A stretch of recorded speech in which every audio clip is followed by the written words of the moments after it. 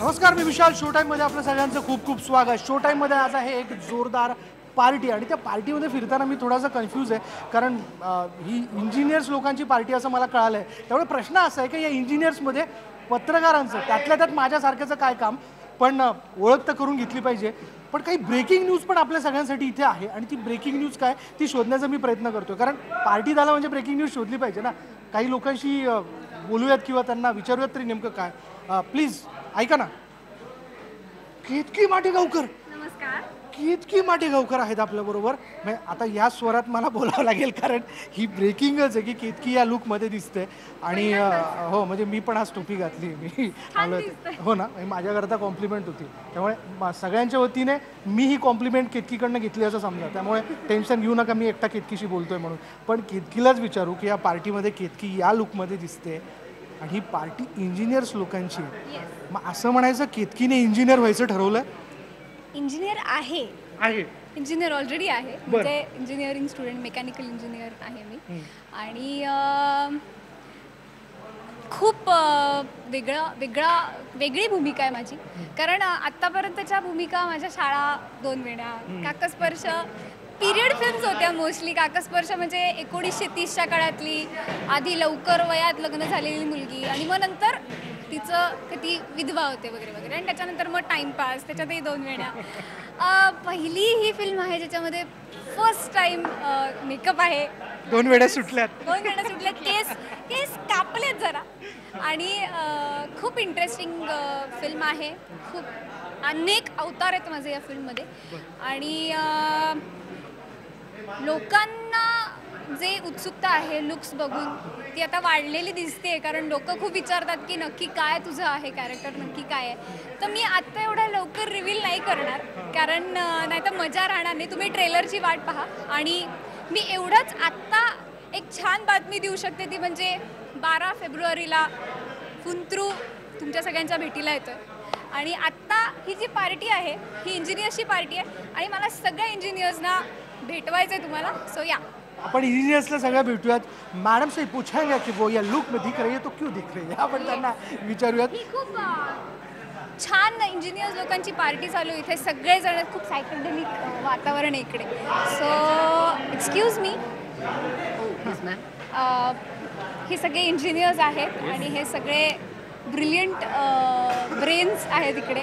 तर आपण सगळ्यांना विचारूयात प्रत्येकाबद्दल कोण कोण काय काय करतंय. आपण आणखीन एक ब्रेकिंग करूयात का? म्हणजे ती इंजिनियर झालेलीच आहे, तिलाच आपण पत्रकार करूयात का, मला असं वाटतं. हो, म्हणजे ते आणखीन छान राहील. आपण ही जी टोपी आहे ती केतकीलाच घालू. म्हणजे मी घातली होती, एकाने मला घातली होती, ती आपण केतकीला घालूयात आणि केतकीकडेच हा बूम देऊ. केतकी, तर आता सगळ्या इंजिनियर्सची ओळख आणि त्यांच्याबद्दल आता तुम्हाला धरायचा आहे असा चर्चा तू करायची. ओके, बघा केतकी माझा इंटरव्ह्यू घेते. पुन्हा एक नवीन शॉक. ब्रेकिंग आहे की नाही, या पार्टीतून ब्रेकिंगवर ब्रेकिंग आहे. प्लीज केतकी. ओके. सो इकडे जे आहेत इंजिनियर आपले पहिले, ते आता खूप छान दिसत आहेत, हँडसम दिसत आहेत. आणि काय चाललंय नक्की, मला इतकी छान पार्टी चालू आहे. हा, जरा सेलिब्रेशन, आपल्या सक्सेसचं सेलिब्रेशन चालू आहे.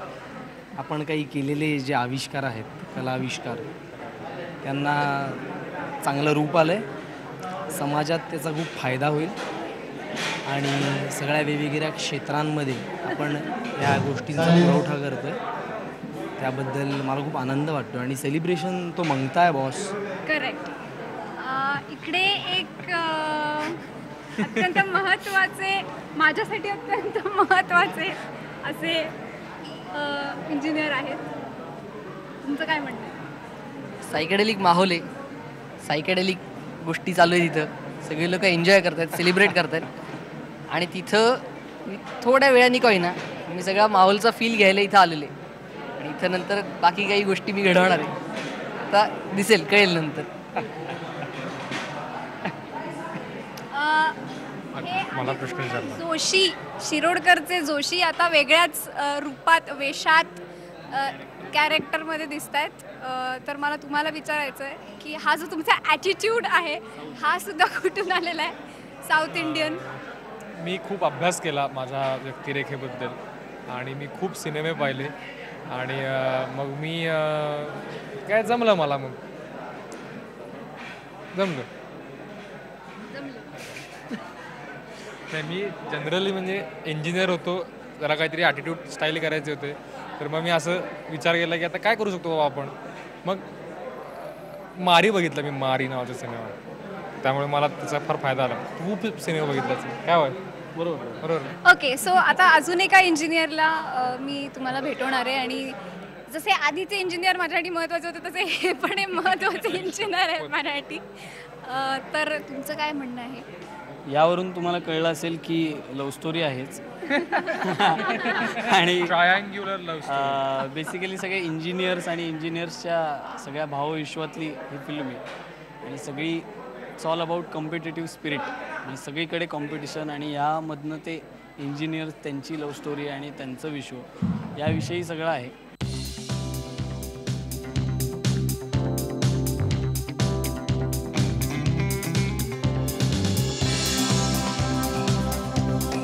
मला सगळ्यांना मी एवढंच सांगेन की 12 तारखेला 12 फेब्रुवारीला 2016 फुंत्रू तुमच्या सगळ्यांच्या भेटीला आमचा सिनेमा भेटीला येतोय तुमच्या सगळ्यांच्या आणि अत्यंत रोमॅन्टिक इंजिनियर्सची लव्ह स्टोरी ही आहे आणि त्यामुळे मला Valentine's day so Love will be in the air. तुम्ही चांगलं सेलिब्रेशन तुमच्या आयुष्यात नसेल. सो सर्व मुलामुलींनी आपल्या मित्रमैत्रिणी इच्छुक जोडीदाराला घेऊन आमची फिल्म बघायला जा. पण केतकी, जर केतकी इथे या ठिकाणी आहे या सगळ्या गर्दीमध्ये इंजिनियर्समध्ये, गाणं तर एक व्हायलाच पाहिजे ना सगळ्यांसाठी. हां केतकी प्लीज. इर्षाद इर्षाद इर्षाद. मनाला मनाची ओढ लागते पुन्हा पुन्हा, कसा हा जीव गुंतला मनाला तुझे रूप असावे खळखळणाऱ्या मुक्त झऱ्याचे मनाला मनाची. Thank you so much.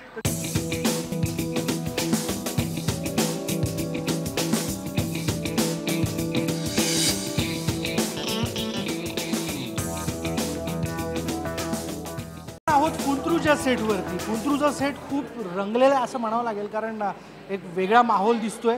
गाण्याचं शूट चाललेलं आहे. नेमकं हे गाणं काय किंवा फुंत्रू काय, कारण फुंत्रू हा शब्द ऐकल्यानंतर आपल्या सगळ्यांच्याच मनात मोठी उत्सुकता निर्माण झालेली असेल.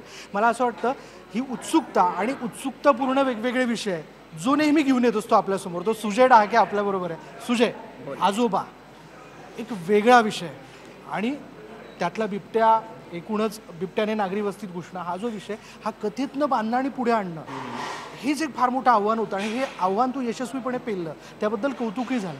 त्यामुळे आता पुढली फुंत्रूसारखी फिल्म तू पुढे आणत असताना सगळ्यांच्या मनात मोठा प्रश्न आहे, काय वन लाईन आहे?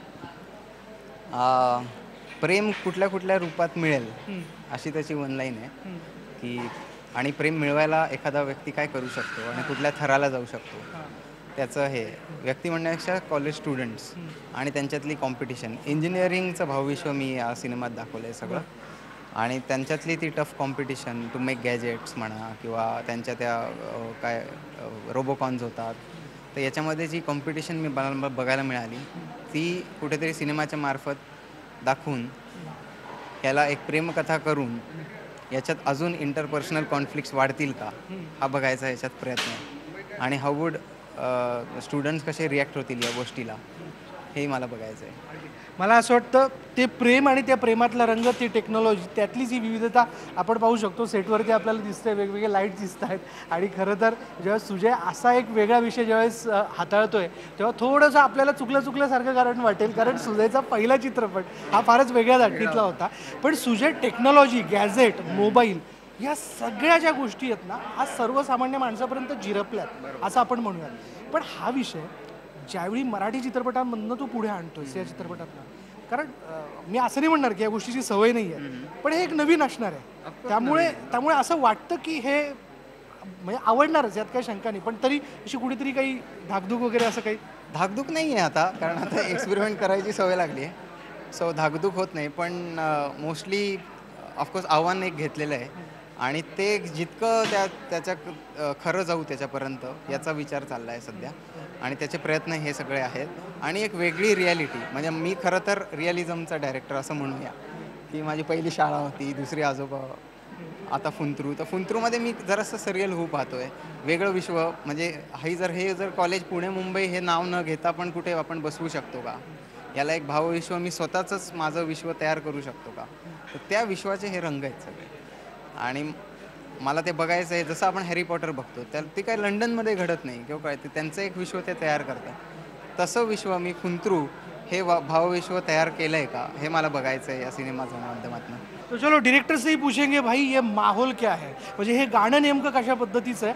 कारण आता हा सीन जर माईकवरनं सूचना देता देता सुजय जर सांभाळतोय, सगळं सांगतोय, तर नेमकं हे गाणं कशा पद्धतीचं आहे.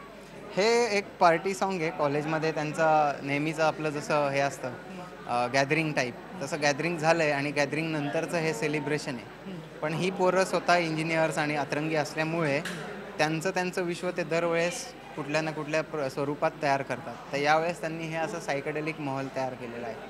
आणि माझी ॲक्च्युली पहिली फिल्म आहे ही गाण्यांबरोबर, कारण 5 गाणी आहेत सिनेमात. सो मला ते एक इंटरेस्टिंग, यावेळेस वेगळा अभ्यास मला तो करायला लागला गाण्यांचा, की रिअलिझम सोडून गाणी नरेटिव्हचा भाग कसं बनवणे, आणि ते जर नरेटिव्हचा भाग नसतील तर त्याचं सरियलिझम कुठे आणणे आणि ते कुठे गाणं प्लेस करणे, याचा एक विशिष्ट एक वेगळा अभ्यास झाला माझा स्क्रीन प्ले लिहिताना. याचा तंत्राबद्दल बोलूयात. ही टेक्नॉलॉजी पुढे आणत असताना बाहेरच्याही टेक्नॉलॉजीचा वापर सुजयने ही फिल्म तयार करताना केलेला आहे. ती टेक्नॉलॉजी काय? नाही, आता हे आम्ही काय केलं की अनेक इंजिनिअरिंग कॉलेजमध्ये व्हिजिट्स केल्या आणि तिथले सगळे जे टॉपर्स असतात त्यांना पकडून आणलं आणि आम्हाला विशिष्ट गॅजेट्स करून हवे होते या सिनेमासाठी. आम्हाला आमचाच एक रोबोट बनवायचा होता, आम्हाला आमचाच एक काय म्हणू ग्लायडर बनवायचं होतं, पाय ठेवून चालणारं, आणि ज्याच्याने असा फ्लोटिंग इफेक्ट येईल. तर आम्ही या सगळ्याला हे MIT VIT या कॉलेजची पोरं घेऊन त्यांना ह्या असाइनमेंट दिल्या की तुमचा हा प्रोजेक्ट असणार आहे की आमच्यासाठी तुम्ही हा रोबो बनवून देणार आहात, हे ग्लायडर बनवून देणार आहात. परदेशी टेक्नॉलॉजी अख्खी ऑलमोस्ट 51 मिनिट्स ऑफ VFX येते या फिल्ममध्ये, 51 मिनिटाचं ग्राफिक्स आहे याच्यामध्ये. तर तो जो भाग होता तो आम्ही सलग 15 दिवस ग्रीन स्क्रीनवर शूट करत होतो.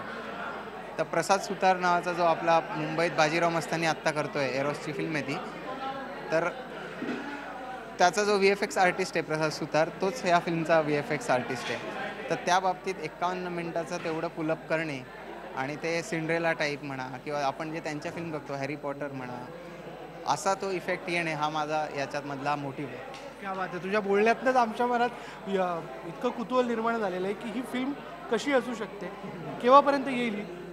आम्ही 12 फेब्रुवारी म्हणजे व्हॅलेंटाईन्स डेला ही फिल्म रिलीज करतोय आणि लोकांपुढे आणतोय. आय थिंक रोमॅन्टिक फिल्म आहे. अतिशय एकमेकात गुंफलेले रिलेशनशिप्स आहेत. हा याच्या प्रेमात, तो त्याच्या प्रेमात, असे आपण जे काही कॉलेजला एरवी बघतो त्याची ही कथा आहे. आणि प्लस इंजिनिअरिंगचं एक वेगळं प्रेशर आणि त्याचं कॉम्पिटिशन याच्यामध्ये बघायला मिळेल. आणि व्हॅलेंटाईन्स डेला 2016ला आम्ही येऊ.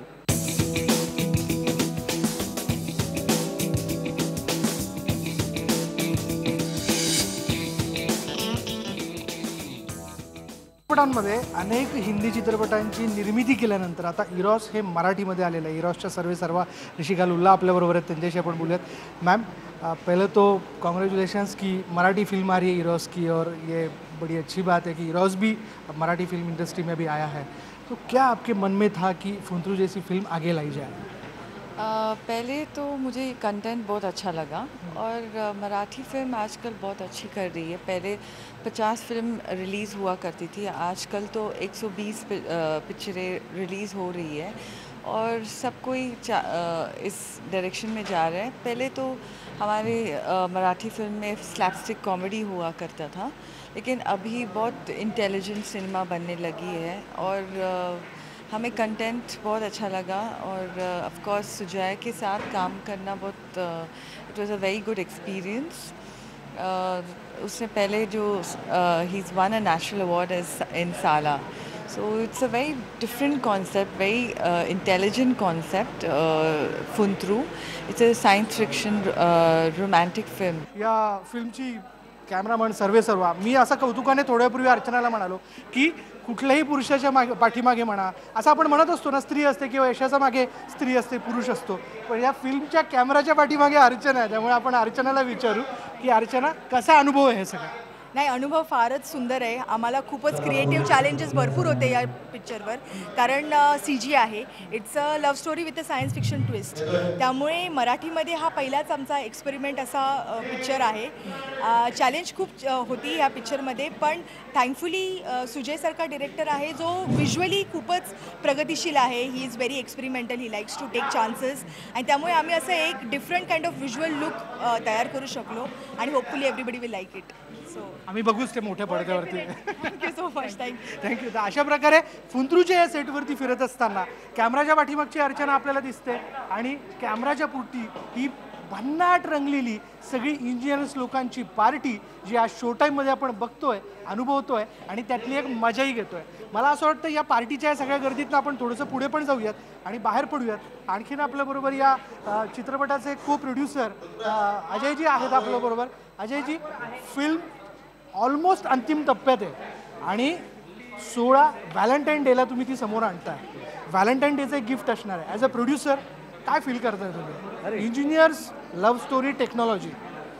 ऑलमोस्ट 2 साल से ऊपर इस फिल्म में काम चल रहा है, और अभी जैसे जैसे हम उसकी चीज़ें देख रहे हैं, उसका लुक देख रहे हैं, फिल्म की शूटिंग कंप्लीट हो रही है, एक्साइटमेंट एकदम बढ़ी हुई है. और इस बार के वैलेंटाइन में इससे परफेक्ट गिफ्ट ऑडियंस को नहीं मिलेगा, इसकी पूरी गारंटी एज अ प्रोड्यूसर मैं लेता हूँ. You will be thrilled, you will be excited, you will love this movie, you will fall in love this movie. बहुत एंटरटेन करेगी ये film, so it's very exciting.